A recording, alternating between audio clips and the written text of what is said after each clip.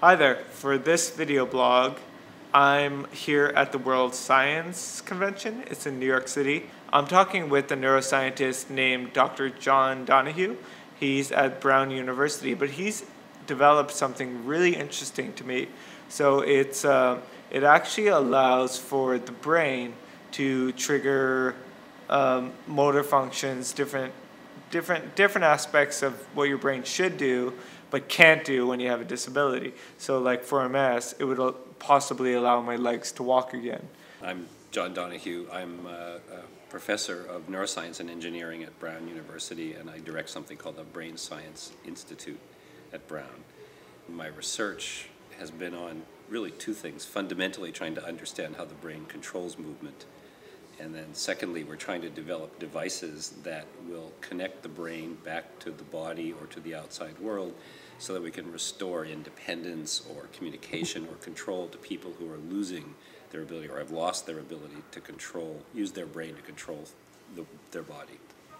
The thing about paralysis is that it can come from a whole range of disorders. So multiple sclerosis is one, and so there are many disorders from injury and from diseases that basically in many of them what happens is the brain is functional, but the wiring that connects all those areas in the brain that come up with movement ideas and sends them down to the spinal cord or out through the nerves or out to the muscles eventually, those connections are somehow lost. What we would like to do is to connect the brain via a physical system that's inside your body that could go back, say, to the muscles themselves. So if the muscles still work and the brain is still working, it sounds kind of far-fetched, but you could now get the brain back to the body. So how could you do that? Well, actually, we can. Eventually, we could run a wire down to a processor that could be inside the body, and thanks to modern computers, we can make computers that are the size of a hockey puck or smaller or something like that. Okay. Then run that to a stimulator that has leads into your muscles. So the thoughts are translated into commands that activate the stimulator, that activate the muscles, and then cause your arm to move.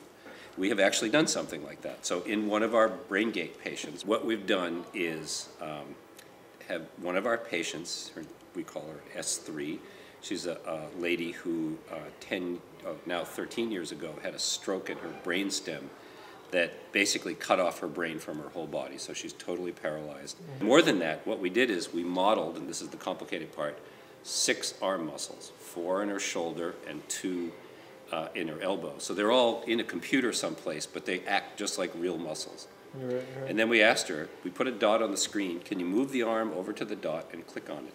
She did it right away. The systems are there, the brain system is getting there, so eventually we could hook these two together. You don't have to have outside buttons or machines. No, the brain is the outside. Yeah, so it's exactly. just like, the real success is when you sit down with somebody someday and they say, I had a spinal cord injury, I had a disorder, and I disconnected my brain from my body, and now I have a BrainGate FES system, and I'm moving, and you don't even know it. That would be a success. That's not going to happen soon. That's very hard to do. Yeah.